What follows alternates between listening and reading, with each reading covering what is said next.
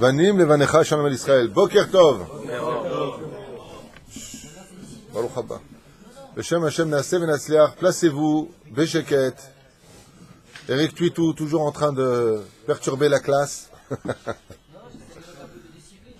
Aïwa, Tov. Boker Tov.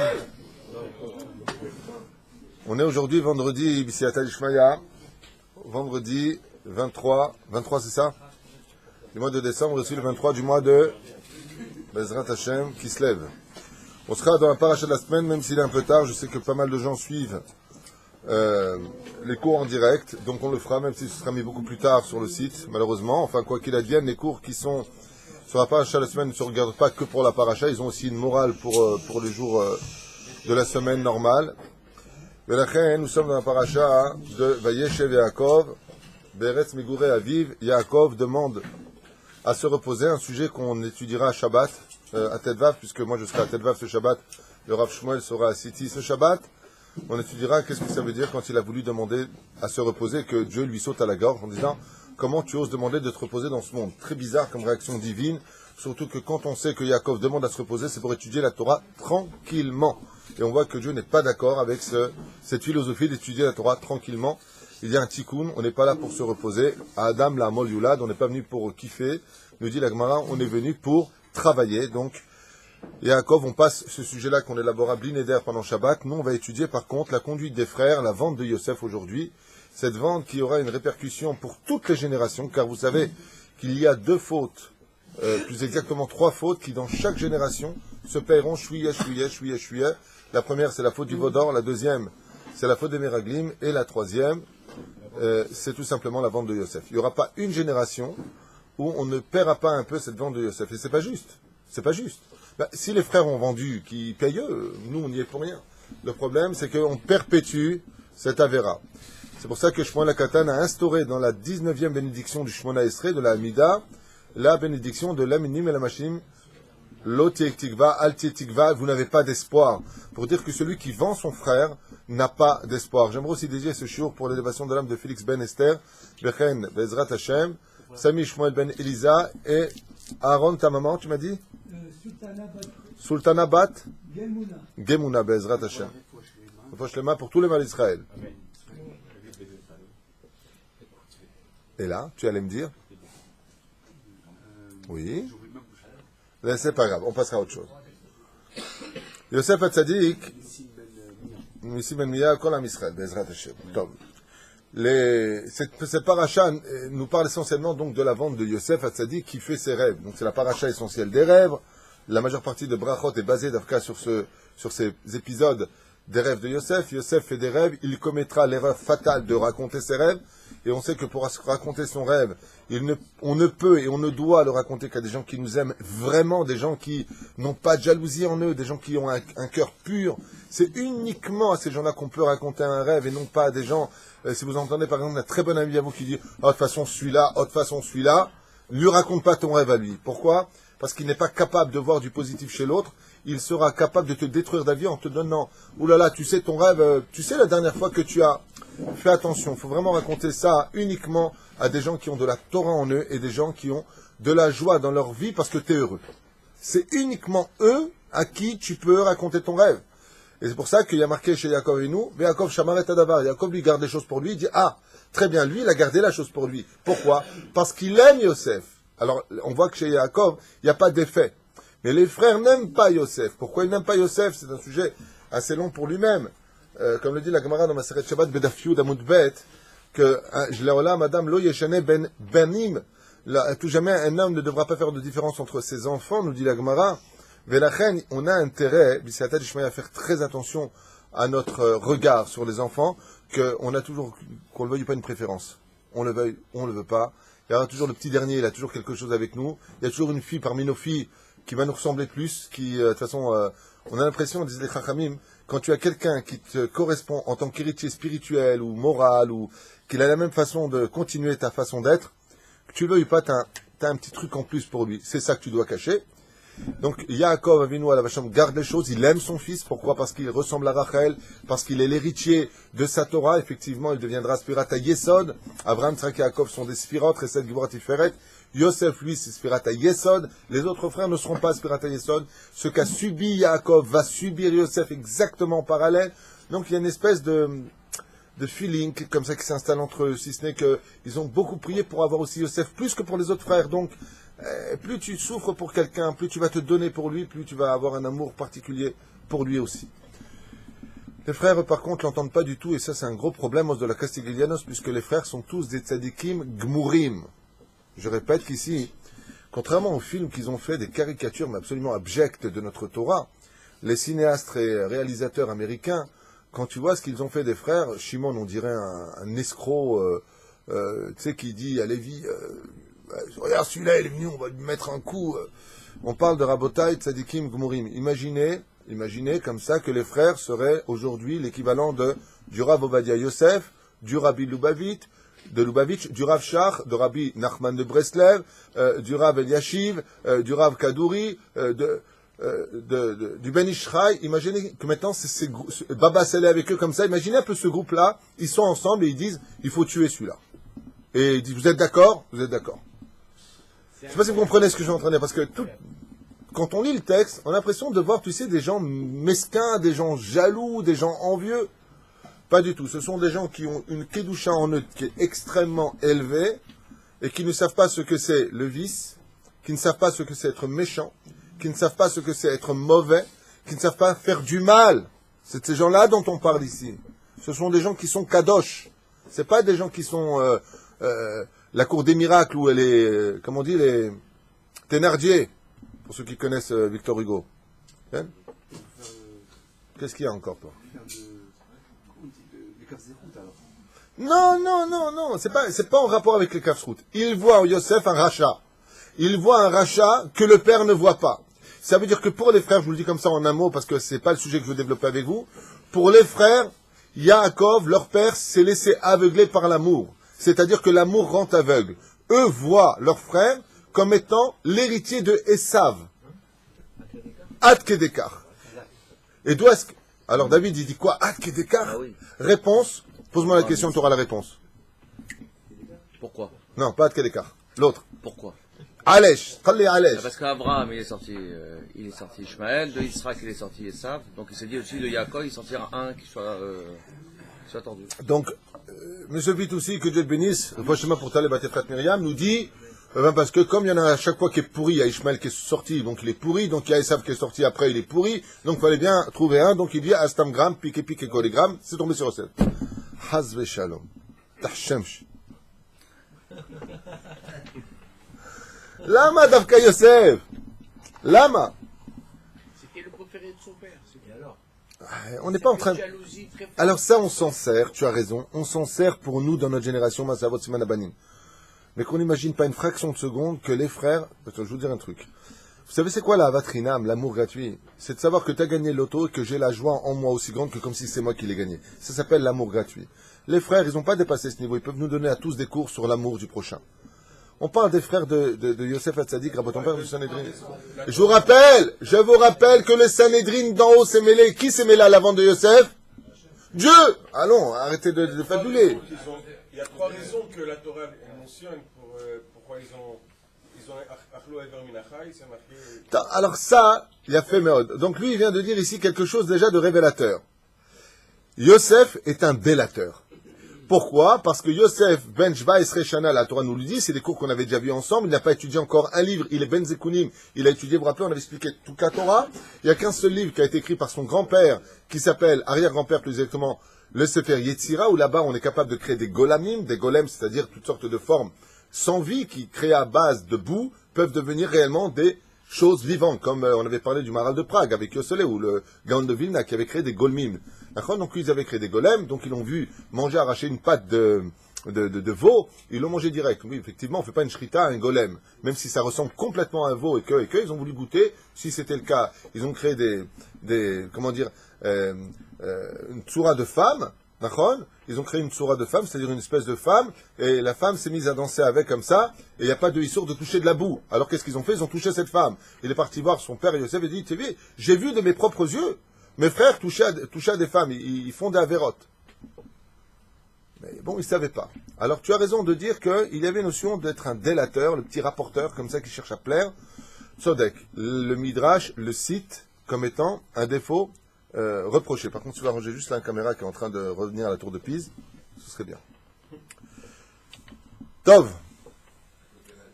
à cause des rêves. Oh, déjà une réponse qui est dans le texte de la Torah lui-même. C'est à cause, ve'yosifu seno oto. C'est à cause, non. Qui interprète les rêves ici? Eric. Yosef, il interprète ses rêves? Qu'est-ce qui vous arrive? Yosef raconte ses rêves, mais il ne les interprète pas, c'est les frères qui les interprètent.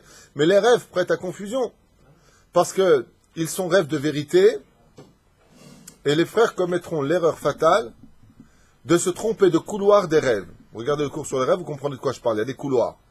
Les vrais rêves n'appartiennent qu'au monde des anges.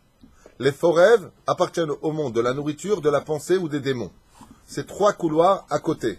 Il y a d'autres couloirs, mais ça ne nous intéresse pas.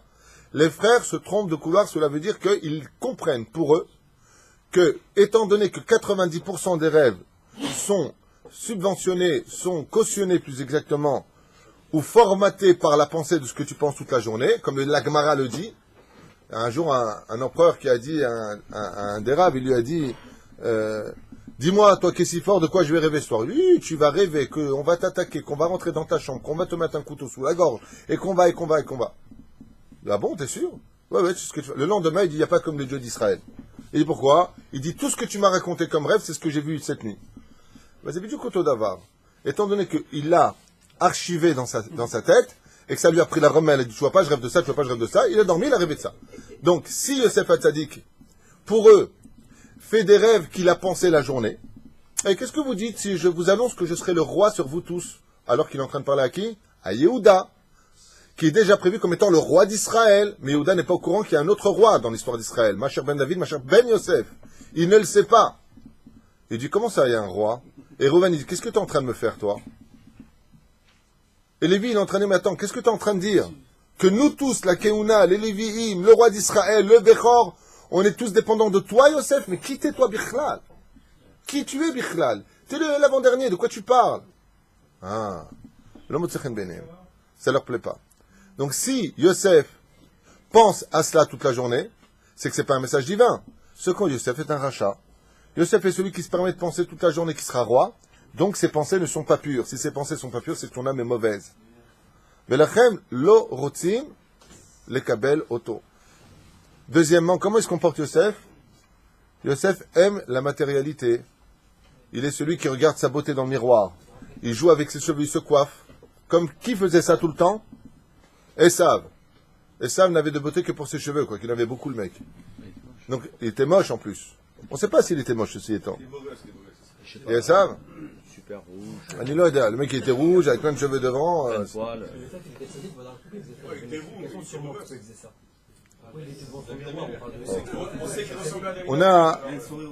On a une très très bonne question de David Ayakar ici qui nous dit Yosef il est tzaddik, pourquoi il fait une telle chose? Pourquoi il se met en danger comme ça? Tzaddik. Mais qui peut lui répondre? Pourquoi est-ce que Yosef provoque un peu ses frères quelque part en disant imagine t'as ton tout petit frère qui vient et qui te dit au fait j'ai oublié de te dire j'ai vu que tu allais comme une carpette devant moi, tu sais, dans mon rêve. Il a son père, toute sa défense. Il y a son père qui est derrière. Alors, comme ça, hein. Igal vient de donner une partie de la vérité. Les gens qui sont émettent dans l'absolu n'ont pas peur du mensonge. C'est-à-dire que Yosef Hatzadik, tu sais à quoi ça ressemble? C'est la vraie humilité. Quelque part, les gens ne le savent pas. Mais, exactement, il connaît sa place. Yosef, il fait un rêve, et il sait que Dieu est en train de lui dire que... Alors ça va plus loin que ça quand même, parce que ce que vous dites est gentil, mais ça reste quand même très enfantin. Il est intègre, il est tout ce que tu veux, ça on le sait bien, on l'a vu de Yaakov, Ishtam, Yeshua, et là, ce qu'a voulu faire Yosef, sachez-le, c'est que si ses frères ne l'avaient pas jalousé, et qu'il leur aurait dit, Béhémet, comme ça dans le ciel, alors ils vont faire comme Yaakov. Yaakov, Shamar et Adavar. Ok, on verra. Si ton rêve est vrai ou faux, ils ne seraient pas descendus en Égypte. Mais étant donné qu'ils n'ont pas accepté, ils sont descendus en Égypte. Ce qu'a voulu faire Yosef, David, pour te répondre à ta bonne question, c'est leur éviter de descendre en Égypte. si vous m'acceptez maintenant en tant que roi sur vous, d'ici je peux faire les choses. Maintenant tu vas me dire pas du tout. David il va me dire mais pas du tout. C'est bien marqué à la fin de la paracha de Lech Lecha dans le Brit Ben Ametarim. Yado ateda ki ger ire iye zaracha be'eretz lo lahem. Oh. Donc tu vois bien que vous serez des étrangers sur une terre étrangère. La question que je voudrais te poser, est-ce que c'est marqué une seule fois l'Égypte? Non, parce que Israël était... Non, ça aurait pu être aussi... Exactement, c'est ce qu'enseigne le Hari Akadosh. D'où est-ce que c'est marqué que là où on devait descendre en esclavage c'était l'Égypte? Nulle part. C'est après qu'on découvrira, dans la paracha, à la fin de la paracha de Vaïgash, qu'on découvrira que c'est de l'Égypte. Mais dans le Brit Ben Ametarim, quand Dieu dira, vous serez mis en esclavage et cette peuplade, je la jugerai, ça aurait très bien pu être en Eretz Israël, puisque juste avant, qu'est-ce qu'il y a marqué? Ils sont venus s'installer chez des habitants de... Non, c'est marqué de Shrem. Donc vous voyez bien que c'était les habitants, il y avait 7 peuplades. Donc on aurait pu rester en Israël, ce qu'a voulu faire Yosef en racontant son rêve, comme ça tu le sauras, c'est éviter 210 ans d'esclavage sur une terre étrangère, car cette terre-là ne peut nous appartenir qu'en tant que peuple, et non pas en tant que tribu. Et la reine, ça aurait pu tout à fait se passer en Eretz Israël. C'est la différence. C'est pas que c'est mieux ou c'est pas mieux, c'est tout simplement qu'on aurait été sur place, et tant qu'on est sur place, il y a Dieu en Eretz Israël, comme tu le sais, c'est pas à toi que je vais l'apprendre, puisque quand on prie de Paris, on se tourne vers Israël, Dieu ne sort jamais d'Eretz Israël, sa grandeur et sa gloire sort au-delà de l'univers, pas simplement que dans le monde. Aval Akadosh Baruch Hu se trouve, Mamash, Be'eretz Israël, chez Ene Hashem, et en tout cas dans le livre de Devarim, les yeux de Dieu sont du début de l'année jusqu'à la fin de l'année où, Ba'atacharet Hashana, en Eretz Israël. Oui, on aurait pu éviter. C'est pour cela que mieux vaut galérer en Israël que de galérer en Galoute. Juste une parenthèse comme ça, dans le cas où il y a des gens qui galèrent, ce qui est certainement le cas de beaucoup de gens aussi, mieux vaut galérer en Eretz Israël que de galérer en Galoute. Hier encore, j'ai reçu un coup de téléphone me demandant de pouvoir appeler Paris parce qu'il y a des gens qui sont en dépression, ça va pas du tout, le travail c'est une catastrophe. Eh bien, c'est un petit peu ça, malheureusement, on est dans une période de chihibou, dans une période très très difficile. Mieux vaut vivre sa misère au bon endroit qu'au mauvais endroit. Top. Le mieux, c'est de vivre dans la joie au bon endroit. Hein, c'est sûr. C'est marqué, Dieu il a dit que je descendrai avec vous en Égypte. C'est pas lui-même, c'est qui est descendu C'est un long sujet, c'est la shrina d'en bas, pas la shrina d'en haut. C'est là. J'avais déjà parlé de ça par rapport au kotel. Si le but de prier à 10, c'est pour faire descendre la shrina, au kotel il y a la shrina. Pourquoi il faut être 10 aussi? Ouais. Une grande question. Top. Yosef, lui, par contre, quand on voit le Midrash, on nous dit que Yosef est parti chercher comment c'est marqué? Ses frères. Yosef, ce qui fera de lui un roi alors qu'il n'est pas l'aîné, je vous demande d'être très attentif à ce qu'on va dire maintenant, c'est important, c'est que Yosef, lui, quand il va chercher ses frères, il y a marqué, il va chercher ses frères. La notion de Yosef, elle est tellement haute et grande que la conduite qu'il va avoir pour chaque juif, c'est une conduite, mamash, d'amour absolu. Ça, c'est un degré qui fera de lui le roi d'Israël. Je m'explique. Si, par exemple, je vous dis, un juif se fait taper, vous allez courir dehors pour le protéger si un arabe ou un étranger lève la main sur lui. On est entre juifs, on va se défendre. Enfin, j'espère en tout cas. Mais si je te dis, c'est ton frère qui est en train de se faire frapper, sans aucune hésitation, sans vous poser la moindre question, vous allez courir. Il y a une différence entre bouger pour un juif et bouger pour son frère. Quand il s'agit de ton sang à toi, quand il s'agit, bien sûr, je ne parle pas de Bobby, JR ou Shabra et Natila, quoi. Je veux dire, on parle de deux frères normaux qui se respectent et qui s'aiment. D'accord? On parle d'une relation normale, pas de haine, exagérée en tout cas. Vous allez voir que vous allez toujours beaucoup plus réagir, être réactif, quand il s'agit de votre sœur ou de votre frère, que quand il s'agit d'un juif stam, que vous vouliez ou pas. La preuve en est, tu diras jamais à ton frère, fils de pays machin.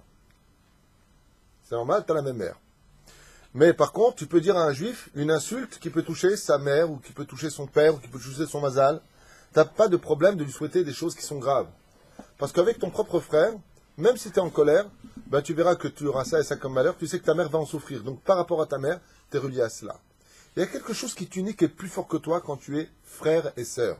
Frère de sang, on appelle ça en français. La différence entre Yosef et ses frères, c'est que Yosef n'était qu'un juif aux yeux de ses frères. Un mauvais juif.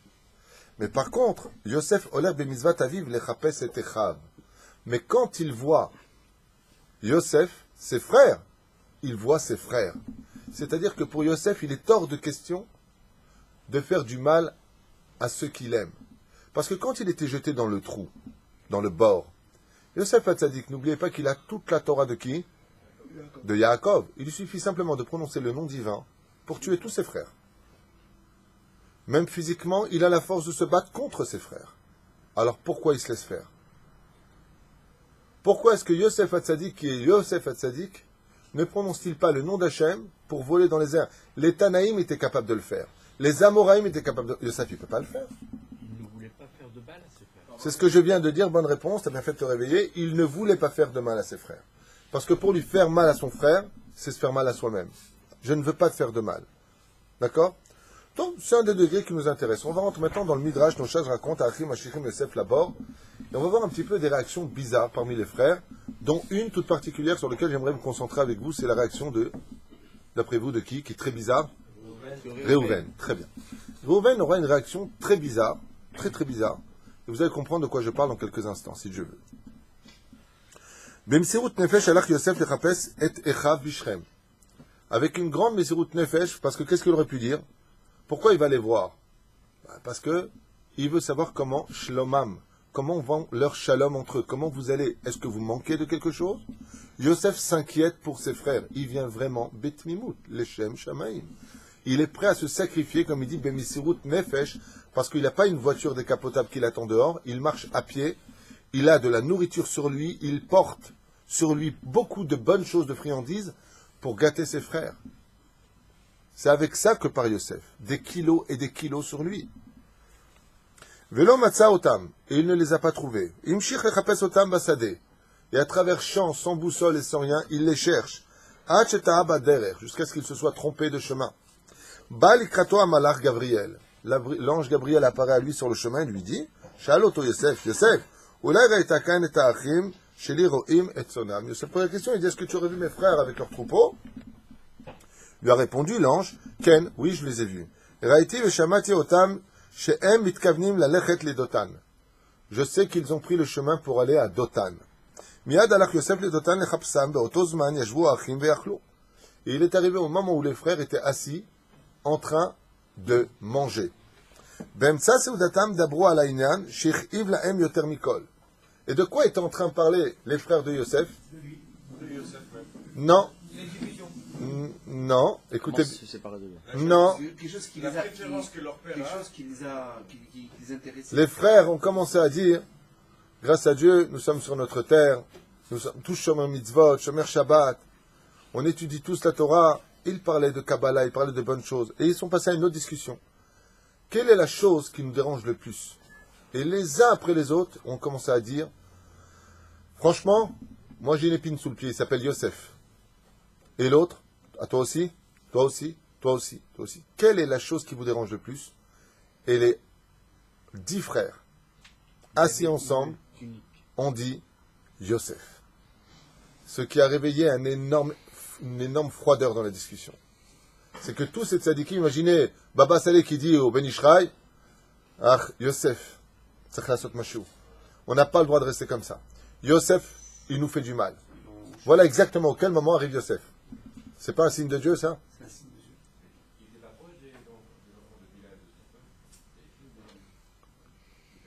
Ouais, mais le problème, c'est qu'il a fait deux, vous allez vous prosterner devant moi. Tu comprends? C'est comme si tu as ton meilleur ami qui dit, tu sais, j'ai rêvé quoi? Tu vas être mon bouffon, tu vas te rêver pour moi, pour un shekel par mois. Alors, je comprends pas, on n'était pas amis avant? C'est de ça que tu rêves? C'est dur. Et qu'est-ce qu'ils ont vu en Yosef? Écoutez bien ce que nous dit le Midrash. Un Baal Gava, le summum de l'orgueilleux. Et s'il est orgueilleux, il y a marqué En ani va'u yacholim lador b'makom echad. C'est évident que Dieu ne sera pas avec lui. Dieu déteste les orgueilleux. Et les frères déclarent ensemble, mais qu'est-ce qui nous dérange tellement chez lui? Et les 10 répondent, son orgueil. C'est un homme orgueilleux. Lo aleinu velo alechem. Amar Shimon. Aïwa, Shimon, il est venu. Haba netapes etza, malasot le Yosef, ha'aouv shelaba, o mashlin, alenu tamid. Voilà ce que tu viens de dire, il lui dit. Shimon, il dit, attendez, je comprends pas une chose. Nous sommes le premier maillon de l'histoire à dévoiler le nom de Dieu sur terre. Yosef est un défaut. Notre père l'aime tellement qu'il ne voit pas ses défauts. Qu'est-ce qu'on peut faire pour agir et le rendre innocent? C'est-à-dire le calmer celui-là. Il faut le calmer, il faut qu'il arrête. Kam Yehuda Vamar, Yosef medaber kach lifnei avinu, mikevan sherotze liskod bedirchato. Et là, ils se trompent tous, les frères. Ils commettent une erreur fatale. Shimon, il dit, tu veux que je te dise en quoi il est orgueilleux? Allez, papa, il faut que je te raconte. Tu sais ce que j'ai vu de mes frères? Quel ignorant. Il ne sait pas que ça existe, le golem. Il n'a pas étudié le Sefer Yetzira. Ils commencent tous à parler de Yosef. Et Yehuda, il dit, mais vous n'avez rien compris. Mes frères. Hein? Yosef, ce qu'il veut, lui, c'est simplement être le roi sur nous. Il veut ma couronne, alors que, si Chaz Veshalom, tout à l'heure, quelle question on a posée pour les Hashmonaïm? Pourquoi il n'y a pas Masechet Megillah, il y a Masechet Megillah, il n'y a pas Masechet Hanouka? Pourquoi est-ce qu'on n'a pas de Mishnayot sur Hanouka? Pourquoi est-ce qu'on est obligé de le trouver dans Masechet Shabbat à la page 21? Lama, parce que les Hashmonaïm descendants, donc des Kohanim, ont pris la couronne de Yehuda. Alors Dieu les a punis, il les a tous décimés, et tu vois qu'il n'y a pas de Masechet pour eux. Donc Yehuda, il a raison. Il dit, mais qu'est-ce qu'il est en train de faire, lui? Il se comporte comme les Hashmonaïm. La couronne, elle est à moi. C'est comme si je prends maintenant la spira de Yehuda et que je la mets dans la spira de Zvouloun. Je vais détruire le monde. Donc pour Yehuda, il y a une raison intelligente. Il dit, mais qu'est-ce qu'il est en train de faire? C'est ma spira à moi. C'est mon monde à moi, la couronne. Faut pas qu'il me prenne, pas parce que je la veux, parce que dans la création du monde d'en haut, Yehuda est le seul qui peut posséder la couronne de Ben David. D'accord, donc ça veut dire qu'il n'était pas au courant qu'il y avait aussi Machar Ben Yosef. Non. Chez Yehuda, il y a un problème avec ça, c'est qu'il était persuadé que Machar Ben Yosef viendrait de lui. Parce qu'on ne met pas une couronne sur deux têtes. C'est une seule personne, quoi. C'est une seule personne, c'est pour ça que la paracha qui suit, c'est quoi? Vaïgash Yehuda. Yehuda, il vient. Il dit, mais attends, mais qu'est-ce qu'il découvre? Sofitivot, Shin, Vav, He, Shavé. La paracha qui suit, regarde bien les Sofitivot, Shavé. Qu'est-ce qu'il découvre?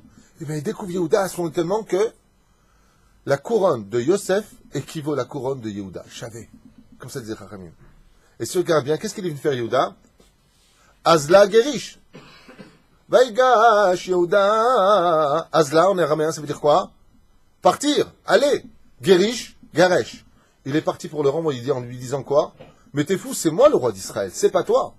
Et Yosef se tient devant lui en disant, surprise, surprise, mon ami. Il y a deux rois en Israël. Il y a celui des Macher ben David et celui de Macher ben Yosef. Tout comme il y aura toujours deux grands rabbins en Israël. Le grand rabbin Sfarad et le grand rabbin Ashkenaz. Il y a deux royaumes en Israël. Que tu le veuilles ou pas. Seulement à la fin des temps, Yehuda, il n'est pas d'accord parce qu'il se dit dans ce cas-là, qu'est-ce que tu es en train de faire? Non! C'est pas simplement que tu divises, écoutez bien, là ce que je vais vous dire, c'est un secret d'étude qui vaut de l'or. Écoutez bien.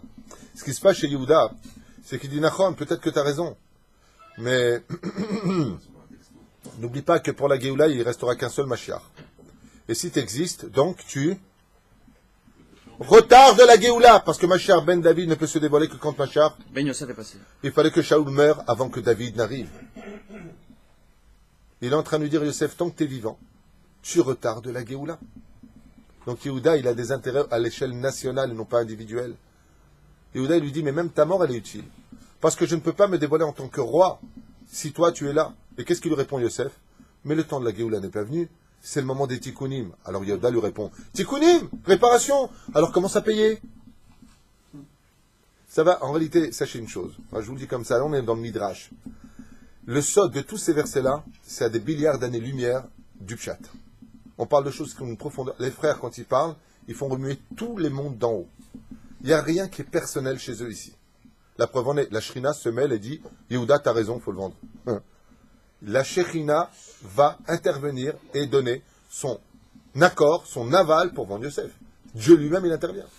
Alors, comme c'est un sujet qui est très très prenant et Matok Advash, Ken. Qui a perdu sa Keuna? Oh. Oui, Reuven, il a perdu sa Keuna la semaine dernière. Non, c'est une bonne question que tu poses, Johan. Reuven, il a perdu quand il a déplacé la couche de son père, il a tout perdu. C'était la semaine dernière, je ne sais pas si au courant. Au Sefer Torah, on a dit qu'il a déplacé la couche de son père. En déplaçant la couche de son père, Yaakov va lui destituer de la Bechora, de la Keuna, de la Lévia. Il descend complètement. Il est même extradé. Par contre, Reuven, je vous dis la vérité, il a un intérêt particulier avec Yosef. Il a un intérêt particulier avec Yosef, et on va voir que Reuven est quelqu'un de très très grand. Vous allez comprendre pourquoi. Quel intérêt pourrait avoir Yosef avec Reuven ou Reuven avec Yosef? C'est parce que Beth Moura, לא קשור, לא קשור. עזוב את הכיוון, ממש לא קשור. Quel rapport, non, essayez de réfléchir avant de répondre, chers amis. Quel intérêt aurait pu donc avoir Réhouven avec les rêves de Yosef? Sauver sa Bechora. En sauvant son frère. Il sauve rien du tout, il la perdra sa Bechora de toute façon. S'il aurait sauvé son frère, Yosef, devant son père, peut-être qu'il aurait redonné la Bechora en sauvant son fils, parce que son fils, Non, non. il aurait pu le perdre. Cher ami, non. N-O-N. Que Réhouven, il a donné la Bechora à Yosef. Alors il l'avait un Kécher à un moment. Et alors? Il devrait lui en vouloir encore plus, il a pris sa Bechora. Tu viens de rajouter de l'huile sur la question, de l'huile sur le feu. Parce que Réhouven c'était le Bechor de Léa et Yosef c'était le Bechor de Rachel. Et alors, donc ils s'embrassèrent, ils eurent beaucoup d'enfants. Quel rapport? La réponse est simple, c'est que Réhouven, en déplaçant la couche de son père, a été disqualifié des 12 tribus. Il a carrément été disqualifié. Et Réhouven, il a dit à leur maï Arshav, un frère va mettre un enfant au monde qui va prendre ma place. Il n'a pas simplement perdu la Keuna, la Lévia et la Bechora. Réhouven, il a perdu aussi le titre de tribu. Et là, qu'est-ce que vient dire Yosef dans son rêve? J'ai vu le soleil et la lune et 11 étoiles. 11 étoiles. Réhouven fait le calcul. 11 étoiles, ça m'intéresse. Si tu as vu 11 étoiles, que les autres ne sont pas encore nés, c'est que dans ton rêve, je fais partie des 12 tribus. Donc j'aurai mon territoire en Israël. Donc Réhouven est très intéressé par rapport au rêve de Yosef parce qu'il a des intérêts personnels. Car dans le rêve de Yosef, Réhouven apprend qu'il est réinstauré à la place des tribus. Il ne sera pas remplacé. C'était l'intérêt qu'il avait, ce qu'on va découvrir dans le texte. Maintenant, je vous demanderai de vous concentrer.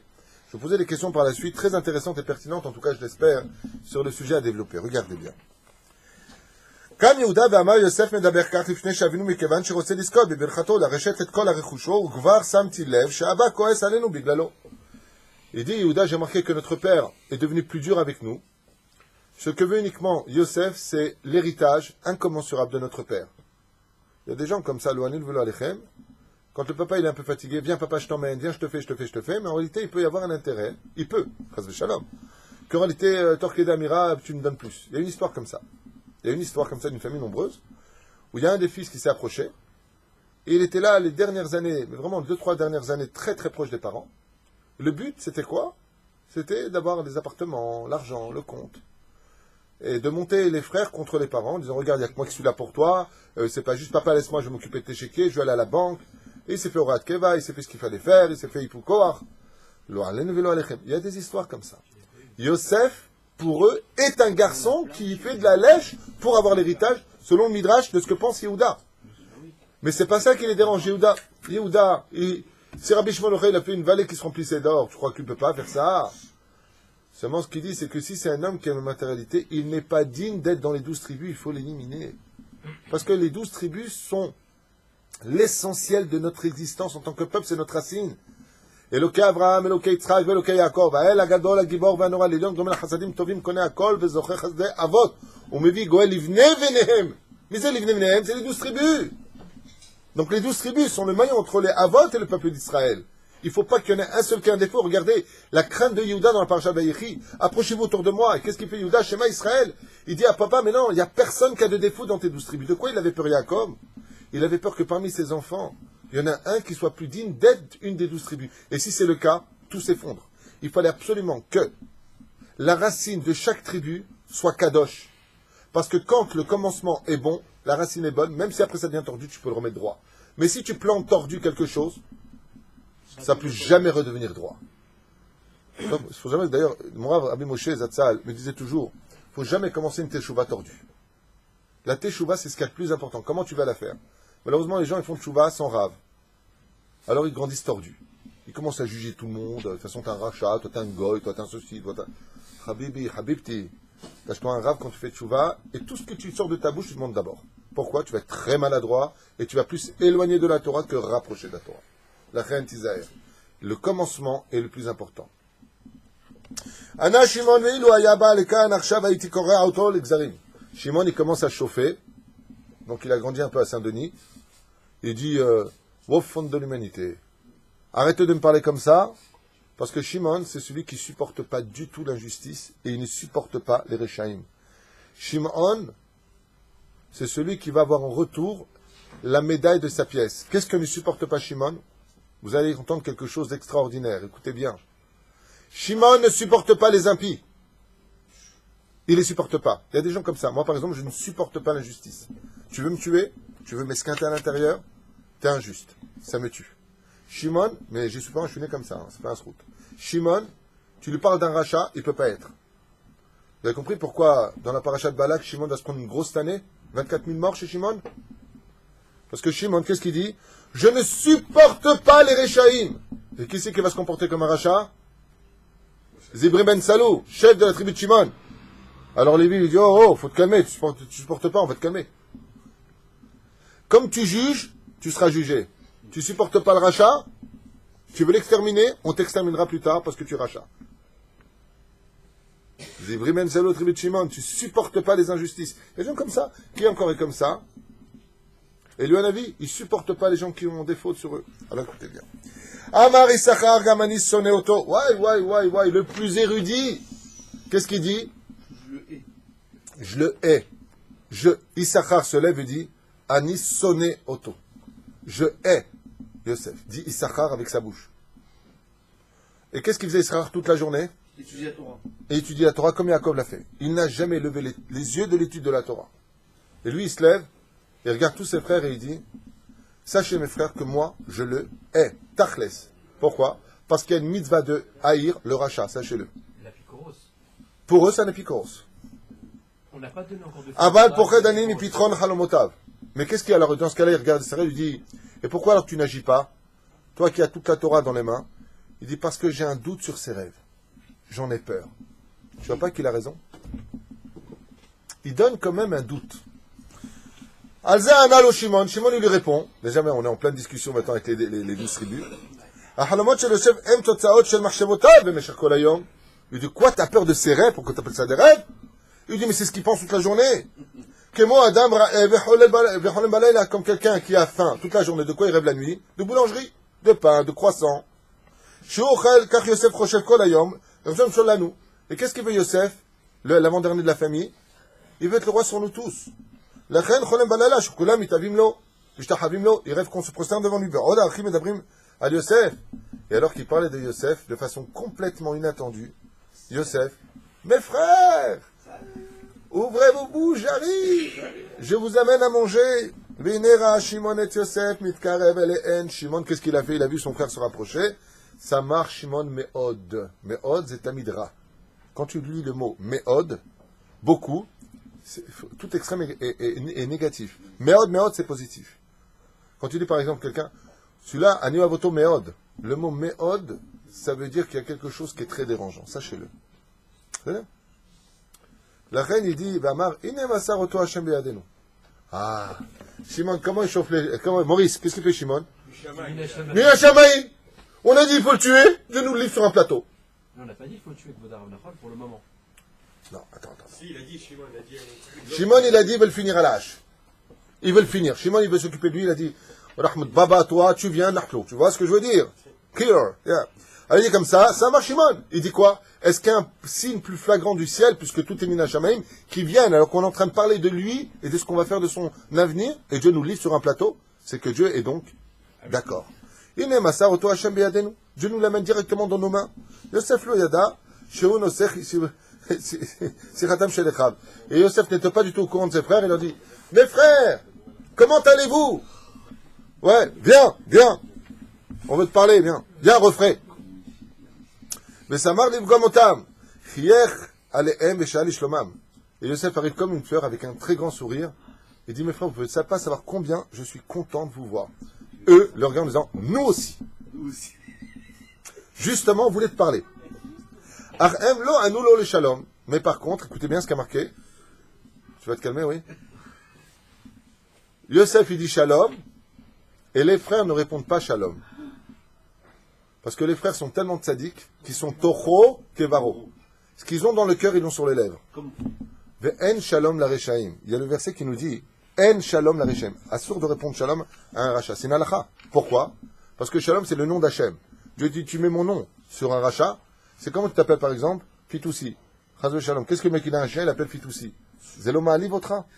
Il dit que vous ne mettez pas mon nom à moi sur un rachat.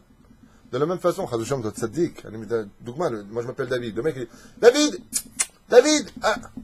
T'es à côté, comment tu te sens? Tu dis pourquoi t'appelles ton chien par mon nom? C'est pas joli. D'accord? Ton caméra, toi. Ça veut pas dire ça. Par exemple, on n'a pas le droit de dire Shabbat Shalom à Mechalel Shabbat qui prend sa voiture. On n'a pas le droit de lui dire ça. Tu rendras des comptes. Manyanim. C'est ce que je fais. Makore, Maïtra. Moi, je dis rien, la vérité, je fais juste un signe de la tête et je m'en vais. Par contre, il m'arrive de m'arrêter sur parking, dire, on a un chazan en ce moment, et c'est pas que c'est moi. Il nous fait d'un mawal. Ah bon, tiens, peut-être je viendrai. Voilà. Je me rappelle que pendant des années, j'étais à côté d'un shachen, d'un voisin qui n'était pas Shomer Shabbat. Et quand j'allais à la synagogue, lui rentrait dans sa camionnette pour partir travailler, je sais pas ce qu'il faisait. Et chaque matin, le samedi matin, je faisais toujours un sourire. Je baissais la tête, je faisais un sourire. Je ne répondais rien. Je faisais semblant ou de prier ou je priais vraiment. C'est pour lui dire que je suis occupé. Au bout d'un an, ce monsieur, il était à la synagogue avec moi le matin.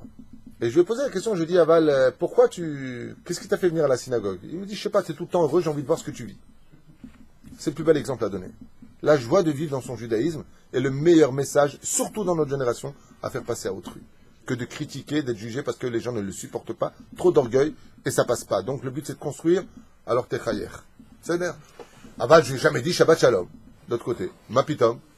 Mais on peut dire au téléphone Shabbat Shalom à des gens qui ne sont pas Shomer Shabbat, en France ou juifs. Bezrat Hashem. Panou, Ish el Achi ve'amrou, Bou na'arog Oto. Et j'aime bien. Pendant qu'ils avançaient, les frères ils disent, bon les mecs, vous voulez pas qu'on le tue? Si on règle le problème. Et Goufato à la bord. Il y a un trou là juste à côté. Mina Shamaim. Khaltrabi maintenant. Lui il vient Mina Shamaim. Le bord à côté, les Mina Shamaim. Ils ont raison, tout Mina Shamaim. Voto regan Nishma Kol Vashamaim Kore. Lo Yamut Yosef. Ki Ichye. Chol Chol Motav Idgashmu. Il y a une voix qui sort du ciel et qui fait entendre. Yosef ne mourra pas et ses rêves se réaliseront. Sheshama Rouven et Divrei Achav. Amar Lahem Achai. אל תשפכו דם ואל תשליכו אותו על הבור, וזה במדבר, בליבור חשב, הנו הבכור, האחריות היא עליי. Étant donné qu'il voit Yosef, il y a une batte colle qui sort et qui dit, Yosef ne mourra pas. Écoutez bien, ici, ça me rappelle le cours que j'ai fait sur les belles-mères, les belles-filles, la famille, les beaux-frères. Les gens qui regardent le cours, quand au début je parle du respect qu'on doit aux beaux-parents, de comment il faut se comporter avec eux, que la fille, la belle-fille, elle doit vraiment le respecter. La belle-mère, elle écoute comme ça, elle note que ça. Après, quand je parle de ce que font comme malheur les beaux-parents, de se mêler tout constamment de leur couple, de constamment vivre chez eux, de leur dire où de repasser les fêtes, les belles-filles, elles écoutent que ça. Vous avez remarqué que quand tu fais un cours, quelconque, les gens marquent que ce qui les intéresse eux. Il y a une voix qui sort du ciel, qui dit, Yosef ne mourra pas, et ses rêves se réaliseront. C'est clair? Ils sont tellement lancés dans leur truc à eux qu'ils ne l'entendent pas. Il n'y en a qu'un qui l'entend. Reuven. Parce que Reuven est intéressé. Il dit, attendez, il faudrait peut-être qu'il se réalise ses rêves. Donc si je suis réinsercé au niveau des 12 tribus, peut-être que j'ai repris aussi la Bechora. Donc Reuven dit, non, ne le tuez pas. Bah, pourquoi tu parles Reuven? Bah, parce que c'est un rêveur qui a fait un rêve qui m'intéresse. Dans son rêve, je réapparais dans une des 12 tribus. Ils ont dit, Reuven, t'as été disqualifié, Sheket Baba. Avant, mais Yotel à la bord. Ils reviendront plus tard. Il dit, parce que si vraiment tu penses que tu as raison, Reuven, n'oublie pas un détail. Même si tu fais Tchouva Be'ahava, il faut réparer ce que tu as fait, donc tu dois les jeûner. Donc Reuven, pour l'instant, t'es pas d'actualité, t'es pas le Bechor. Otzi Oto Misham Yerzir Oto le Bet Abba.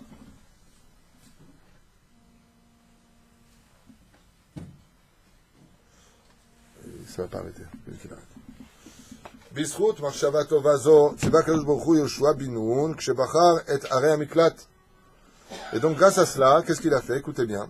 Otzi oto misham ve'ezir oto le bet abba. B'zchut machshava tova zo. Il a dit, écoutez, ce qu'on va faire, on va le prendre, on va le ramener vite chez son père pour éviter de ne pas verser du sang pour lui. Étant donné qu'il a eu une bonne pensée pour sauver son frère, les villes de refuge appartiendront aussi sur le territoire de Réhouven.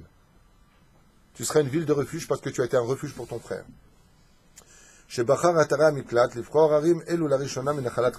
a pris de l'autre côté du Jourdain le territoire de Réhouven. Les frères, ils ont envoyé balader Réhouven, ils ont dit, Réhouven, Békoshi, tu tiens dans les 12 tribus, tu ferais mieux de te tenir à carreau, toi. Miyad itnaplu al Yosef ve'amru. Ils se sont tous jetés sur Yosef, ils ont mis une main sur son épaule, chacun d'entre eux. Ma chashata lasot lanu na'aseh arshav lecha. Qu'est-ce que tu pensais nous faire que maintenant nous va te faire d'après toi, Yosef? Comment tu vois ta fin?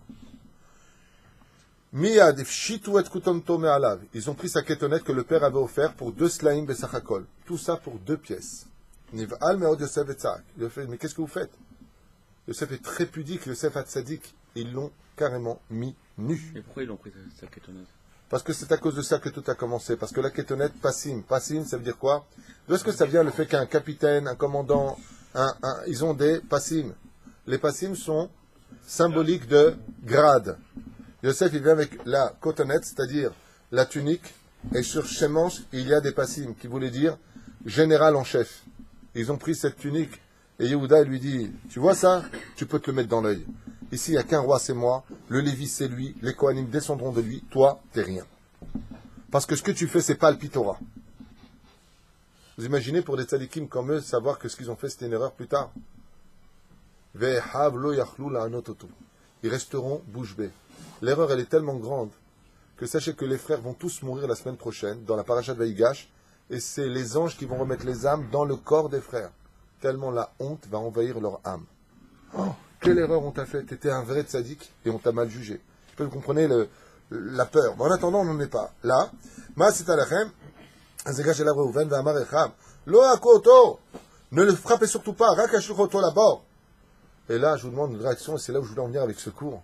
Incroyable. Reuven dit comme ça, surtout ne versez pas son sang. Vous avez bien entendu qu'il y a une voix de colle qui est sortie du ciel et qui a dit, il ne mourra pas. Donc regardez, il y a un trou là. Il y a un bord très profond. Il y a un trou très profond. Jetez-le là-bas. Shayam alen nechashim vakravim. Il n'y a pas d'eau. Mais il y avait les serpents les plus venimeux et il y avait les scorpions les plus venimeux. Et il dit, écoutez bien, Niva Yosef et Tzak al Hashem. Yosef, il s'est mis à pleurer, il dit, Hashem, sauve-moi, mais ça va pas, vous êtes devenu fou. Vous me jetez nu dans un trou. À l'intérieur, comment était fait ce trou? Maintenant, vous allez entendre des choses, je ne sais pas si vous le connaissez, mais en tout cas, ça vaut le coup d'entendre. Ce trou était exactement fait comme l'ancienne Chesed Avraham ou le Zohar ou d'autres livres, d'accord, comme Shomer Emunim. Comment est fait le Gehinam? Donc, pour ceux qui ont peur, éteignez, ceux qui veulent entendre, écoutez. C'est un trou qui descend avec une espèce d'océan qui fait 500 années de marche, profondeur 500 années, toutes sortes de mesures. Mais les préliers du Gehinam seront situés comme des falaises, comme des abîmes qui descendent avec des trous. Quand l'âme qui est mauvaise et a fauté, le Lachon Hara, descend dans ce trou, les serpents venimeux, spirituels, qui sont en réalité des démons, sortent et le piquent. Cette piqûre explose l'âme. Et l'ange qui protège cette âme le reconstituera autant de fois qu'il a fait de la shonara, on l'explose. Il a parlé de celui-là, il est piqué, son âme, mamash, explose comme une explosion impressionnante. D'accord? Son âme est divisée en milliards de molécules spirituelles. L'ange réunit toutes ses âmes. C'est pour ça qu'on dit Hachem, Memit ou Mechaye. Il tue et refait vivre. Qu'est-ce qu'on aurait dû lire? Mechayo, mais d'abord il fait vivre, après il tue. Il dit non, en réalité ce verset-là il s'adresse après la mort. T'es déjà mort. Mais Dieu il te fait vivre parce qu'on ne meurt pas. L'âme, elle reste toujours vivante. L'âme c'est celui qui vous parle. Ce que vous voyez devant vous, c'est un gant, c'est un corps. Ça veut rien dire ça. Si je sors de mon corps, Chazvé Shalom, vous verrez ça tomber par terre comme un gant qu'on lâche. Si je retire ma main du gant. Mais la reine, qu'est-ce qu'il dit Reuven? Pour savoir s'il dit la vérité, c'est très simple. On sait que les tzadikim, le Gehinam ne peut rien contre eux. Jetez-le à l'intérieur. S'il se fait mordre et s'il se fait piquer, c'est qu'il a des fautes sur lui. Comme il a dit Rabbi Hanania ben Dosa, Lo anahash memit et la ahet. Ce n'est pas la faute qui tue. Non, ce n'est pas le serpent qui tue, mais la faute qui est en toi. S'il a fauté, il devrait mourir. Mais là, il y a une énorme question qui se pose, Rabotai, c'est en rapport avec ce que dit le roi Salomon dans Shir Hashirim. Vadoudaim natnureach. Les doudaïm, les mandragores qui permettent de donner la vie, qu'une femme qui est stérile, elle mange des mandragores, elle fait cuire des mandragores, elle boit ça, elle tombe tout de suite enceinte, comme on l'a vu avec Rachel, qui achètera les mandragores de Léa par le biais de Réhouven, qui a apporté ces mandragores. Et c'est pour ça que cette paracha-là tombe toujours avant, pour se préparer spirituellement à la fête de Hanouka. La paracha de Miketz est reliée à Hanouka, toujours Miketz, Hanouka. Aval, il y a quelque chose à retenir d'une importance capitale. Qu'est-ce qu'a fait Réhouven d'intelligent de dire et de donner l'idée de tuer Yosef? De tuer Yosef. Les frères ne voulaient pas le tuer. Les frères voulaient en finir avec lui. Qu'est-ce qu'ils vont faire? Shimon, si tu veux savoir, il va jeter des chiens. Pourquoi des chiens? Parce que les chiens sont symboliques de démons. À quoi ressemblent des démons? À des gueules de chiens. Comme ça dit le Shirash dans les Télim, ainsi que le Zohar et d'autres références. D'accord? Comme c'est marqué, Lo yiharatz kelev leshono. Quand on est sorti d'Égypte, les chiens n'ont pas aboyé. De quel chien on parle? On parlait des démons qui gardaient les esclaves en Égypte. Donc les chiens n'ont pas aboyé. Ceci étant, il faut retenir quelque chose d'essentiel ici. C'est que Réhouven, Shimon, qu'est-ce qu'il fait? Il chauffe ses chiens pour aller l'attaquer. Qu'est-ce que fait Yosef? Il cite le verset des Télim qui empêche les chiens d'attaquer. Et les chiens se tiennent face à lui. Car un chien ne peut pas attaquer quelqu'un qui n'a pas d'avérote non plus. Qu'est-ce qu'elle fait un chien qui attaque l'autre? C'est qu'il a vu ses péchés à côté. C'est pour ça que les chiens voient toujours. S'il y a des esprits dans une maison, s'il y a un démon dans une maison, tu amènes un chien, tu regarderas. Il fait tout le temps ça. Il regarde à droite, à gauche. Mais qu'est-ce qu'il regarde? Des fois, il suit des choses comme ça. Des fois, il aboie. Et des fois, il aboie, il n'y a personne. Mais il aboie pas parce qu'il n'y a personne. Il aboie parce que toi, tu ne vois pas. Mais lui, il voit des choses. On ferme cette parenthèse. À Sour, on n'a pas le droit d'avoir de chien à la maison, sachez-le. Et ça n'apporte pas la bracha, un chien à la maison. C'est là. Quand un chien rentre, la shrina s'en va. L'élève, elle fait al-dali. Les goïms, ils ont des chiens pour les garder. Nous, on a la mezouza pour nous protéger. C'est-à-dire, chacun, sa culture. Baruch Hashem, l'élève, elle fait al-dali. Quoi qu'il advienne, ils vont vendre Yosef. Mais avant de le vendre, Reuven, il dit, faut le jeter là-dedans. Selon toute possibilité, Yosef Hatzadik, jeté nu dans ce puits infesté de serpents venimeux et de scorpions, n'a aucune chance de s'en sortir. Aucune. Parce que le fond en est rempli, parce que les parois en sont remplies, parce que là où il met ses pieds, il est juste sur la coquille, sur la carapace des scorpions. C'est obligé qu'il se fasse piquer. Réhouven a une volonté bizarre. Et de quoi a peur Réhouven? Écoutez bien ce qu'écrivent les Parshanim, c'est très important. Pourquoi Réhouven reprendra son rôle des 12 tribus? C'est à ce moment-là qu'il le trouve. Parce que Réhouven est le seul ici présent qui veut ou ramener le petit chez son père, Yosef chez son père, ou mettre fin à la vie de Yosef. De quoi ont peur? De quoi eut peur Réhouven? Que justement les frères emmènent Yosef là où il pensait qu'il voulait être. Tu veux être achat? On va te vendre. On va t'emmener dans des maisons roses. Tu vas servir pour l'homosexualité. Puisque tu veux tellement jouer à la petite fille qui se caresse ses cheveux devant ton miroir. T'es homosexuel? C'est ça ton truc? Tu veux la richesse? Tu veux la fortune? Qu'est-ce que c'est la fête de Hanouka? C'est la fête de l'âme. C'est la fête de l'âme. Et qu'est-ce qu'il dit Réhouven? Les doudaïm, les mandragores, ils donnent la vie. Et ils ont un goût, ils ont une odeur extraordinaire, les doudaïm. Il dit non, ce qu'a voulu faire Réhouven, je préfère protéger l'âme de mon frère que de prêter attention à son corps. C'est pour ça que cette fête de Hanouka tombe toujours après l'événement de la vente de Yosef. Réhouven, c'est celui qui a vu un fils, Réhouben. Il dit, il est préférable de savoir qu'en dessous du corps, il y a une âme. S'ils vendent Yosef à Tzadik, c'est son âme qui sera perdue. Donc c'est la fête de Hanouka. Qu'est-ce qu'ont voulu faire les Grecs? Pas tuer nos corps, tuer nos âmes. Qu'est-ce que voulaient faire les frères? Tuer l'âme de Yosef, mais laisser vivre son corps. Réhouven, il n'est pas d'accord avec ça. Il dit, je préfère entendre que mon frère a été piqué et tué, mais au moins il est mort comme Tzadik. Au moins son âme sortant de son corps, par l'empoisonnement du sang à l'intérieur qui s'arrêtera comme un infarctus, c'est comme ça que ça fonctionne en général, il est marchiche, c'est-à-dire que le sang se coagule au niveau de l'artère, au niveau du cœur, et il meurt. Il dit ainsi donc, si ça ne fonctionne plus comme ça, l'âme sort du corps. Au moins mon frère, je t'aurais envoyé au Gan Eden. Au moins mon frère, je t'aurais envoyé au Gan Eden. Mais pas comme mes frères qui, eux, veulent t'envoyer où? Au Gehenna. Mieux vaut maintenant que tu partes, Yosef, que tu sois vendu. C'est pour ça que maintenant les frères, ils sont pas d'accord avec ça. Qu'est-ce qu'il dit Yehuda? Il dit ah, non, pas du tout. Il faut mettre fin à la vie de Yosef Hatzadik. On va le vendre. On va le vendre à qui? Aux personnes les plus immorales. Aux Ishmaélim, aux Midianim, aux Égyptiens. Et c'est quoi l'Égypte? Le pays de la débauche et de l'immoralité. Surtout à cette époque tout particulière.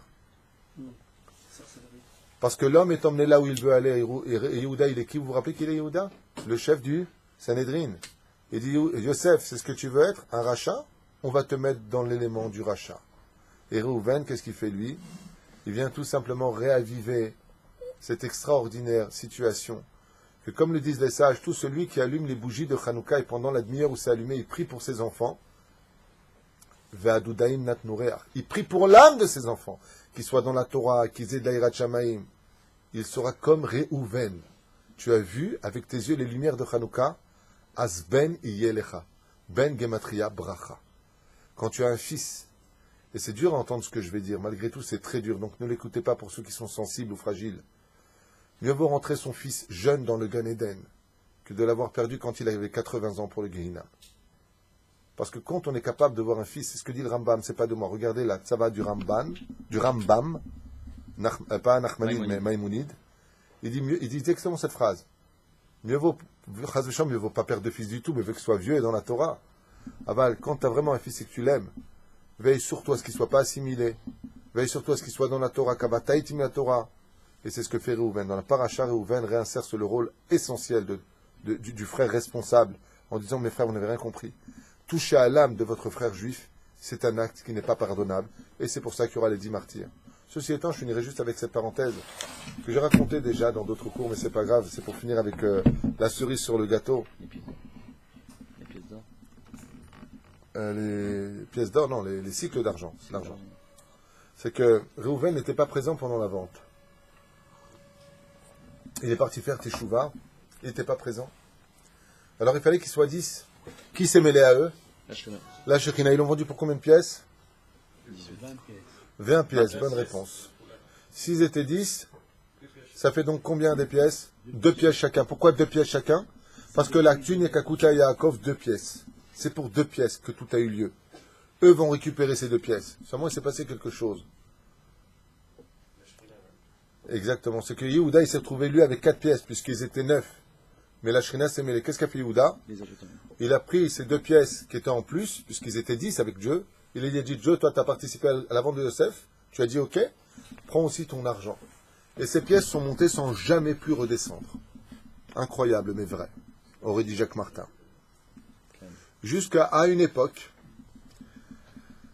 deuxième époque des Tanaïm, un homme venu de la descendance de Sisra, roi de Grèce, se convertira au judaïsme et aura un enfant à Jérusalem du nom de Akiba.